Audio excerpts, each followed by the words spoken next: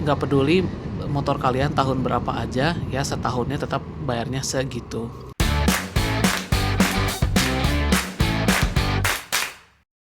Yo semuanya, balik lagi sama gua Gaje Rider Gaijin yang lagi ada di Jepang. Gimana kabar kalian? Semoga kalian selalu sehat sentosa dimanapun kalian berada. Yay. Oke, sudah lama ya kita tidak upload ya teman-teman. Mau ngasih tahu dulu. Jadi mungkin kemarin-kemarin di postingan gue udah ngasih tahu, dan ada yang nanya juga kemarin kenapa nggak upload aja. Singkat ceritanya, gue akhir bulan Mei kemarin kecelakaan. Kecelakaannya kenapa? Ya sebenarnya ini gara-gara kebodohan gue juga sih gitu. Jadi ceritanya waktu itu gue lagi maintenance motor gue ya. Jadi lagi bersihin rantai, ganti oli, ganti busi dan segala macam. Pokoknya mau ngeberesin motor lah gitu ya, biar bisa dipakai besokannya. Tapi pas lagi bersihin rantai, karena kebodohan gue juga sih. Harusnya kan bersihin rantai kan engine-nya dimatiin kan, jangan dimasukin gigi. Nah, gue nyalain engine-nya, dibersihin pas lagi muter rantainya tuh. Dan alhasil tangan gue kegencet rantai gitu.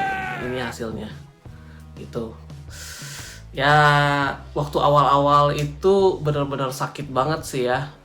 Sampai ya sekitar 2 minggu 3 mingguan gue nggak bisa pakai jari kanan gue ini. Benar-benar susah banget ya, jangankan buat motoran gitu ya, buat sehari-hari aja gue harus mengandalkan kidal gitu. Kerja juga gue harus pakai tangan kiri, terus megang mouse juga lumayan susah lah kemarin itu. Nah tapi sekarang kondisinya udah lebih membaik ya, udah nggak parah banget. Terus dipegang gini pun masih belum apa-apa, udah nggak sakit banget lah gitu. Jadi intinya jari gue ini ya nggak putus-putus amat sih, cuman apa namanya ya dagingnya kekoyak gitu. Dan sambil nunggu apa namanya dagingnya tumbuh, ya mau nggak mau kan butuh waktu ya gitu ya. Tapi sekarang mudah-mudahan gue udah bisa beraktivitas lagi, udah bisa ngupload lagi ya meskipun pace uploadnya mungkin nggak akan secepat kayak kemarin-kemarin ya, seminggu sekali atau setiap hari ngupload gitu ya. Mudah-mudahan bisa konsisten. Gue usahain setiap bulan itu pasti ada ngupload gitu ya. Terima kasih yang udah mau menunggu. Gitu. Oke. Jadi itu aja beritanya. Nah sekarang kita masuk ke videonya yang lagi gue edit ini nih. Lagi gue edit nih ya. Gitu. Mari kita masuk ke videonya, langsung aja. Go!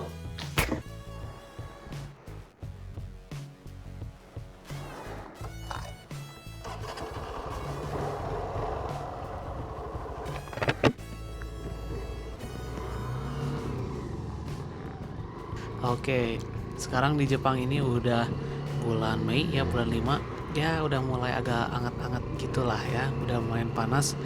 Dan gue udah nggak pakai lagi jaket musim dingin kayak kemarin yang tebal itu.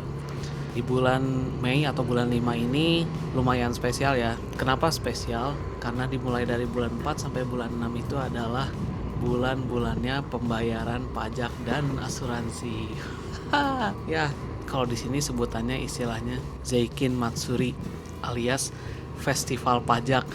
Jadi bakal di bulan-bulan 4 sampai 6 ini adalah bulan-bulan dimana kita wajib bayar pajak, entah itu kendaraan, rumah, dan segala macamnya. Ngomongin soal pajak, sekalian gua mau bahas biaya kepemilikan kalau kita punya motor 125 cc di Jepang.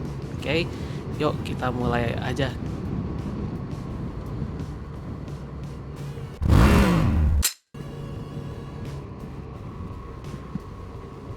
Oke, harga motor 125 cc di Jepang itu jujur relatif ya, tergantung lu mau beli motornya apa.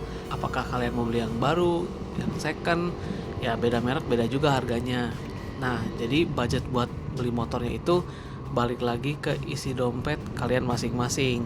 Tapi yang penting buat kalian tahu itu, motor itu nggak cuma biaya belinya aja ya, tapi ada biaya cost of ownership-nya. Jadi biaya maintenance-nya dan segala macamnya itu per tahun itu ada. Nah, mari kita bahas satu-satu.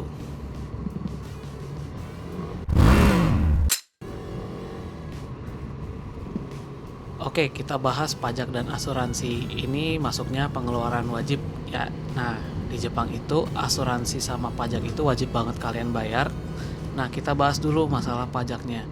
Nah, untuk kelas 125cc itu pajaknya 2.400 yen per tahun, atau kalau dirupiahin sekitar 250 ribuan.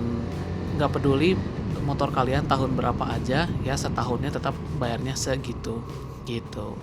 Nah, kedua ada asuransi wajib atau sebutannya Jibai Seki Hokeng yang pernah kita bahas di video kemarin-kemarin ya. Nah, Jibai Seki Hokeng ini wajib bayarnya. Nah, kalian bayarnya itu 4.400 yen per tahun. Semakin kalian ambil durasi yang panjang, maka semakin murah biaya pertahunannya. Tetapi di video ini gue cuma ngasih biaya pertahunannya aja biar kalian ada bayangan ya. 4.400 yen atau sekitar 450 ribuan rupiah.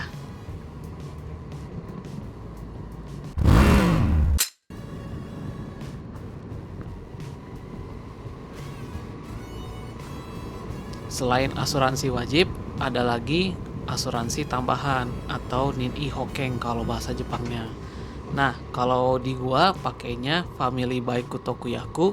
Ini adalah asuransi tambahan kalau kita udah punya mobil. Karena gua udah punya mobil di Jepang, jadi motor 125cc gua itu bisa nebeng ke asuransi mobil gua.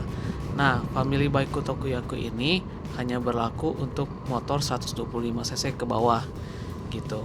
Nah, untuk harganya karena gue udah pakai Hokeng ini, harga setahunnya itu 10.000 yen atau sekitar 1 juta rupiahan gitu. Nah, kalau misalnya kalian gak punya mobil atau kendaraan gede, nah kalian harus daftar Nin-i Hokeng khusus motor kalian sendiri. Nah, harganya bisa jauh lebih mahal dari yang pakai Family Baiku Tokuyaku ini. Nah, ini gue pakai karena biar hemat dan biaya per bulannya jadi nggak berat ke gue gitu.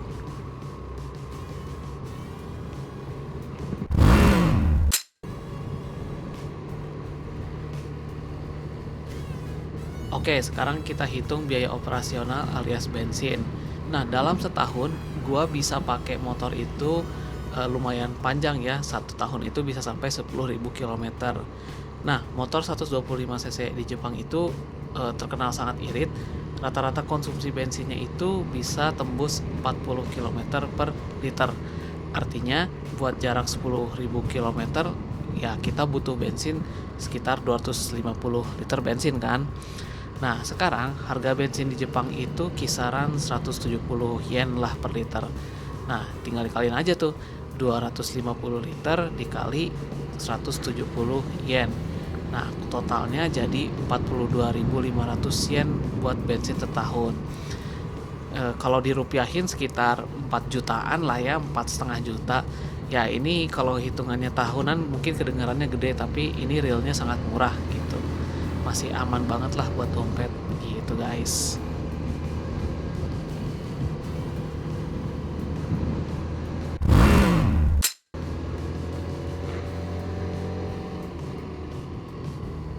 Selanjutnya, biaya operasional selain bensin yaitu adalah biaya maintenance.